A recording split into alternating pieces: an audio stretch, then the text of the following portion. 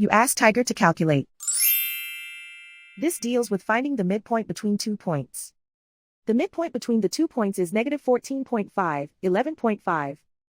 Let's solve it step by step. Plot the 2 points and calculate the midpoint using the formula. The coordinates of point 1 are, x1 equals negative 17, y1 equals negative 43. The coordinates of point 2 are, x2 equals negative 12, y2 equals 66. PM represents the midpoint of the 2 points.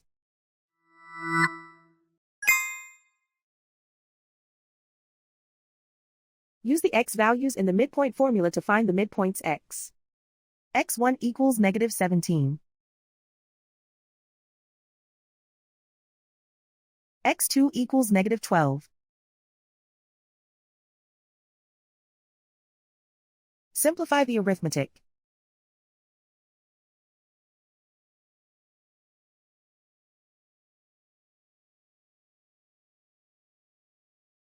Use the y values in the midpoint formula to find the midpoints y. y1 equals negative 43. y2 equals 66. Simplify the arithmetic.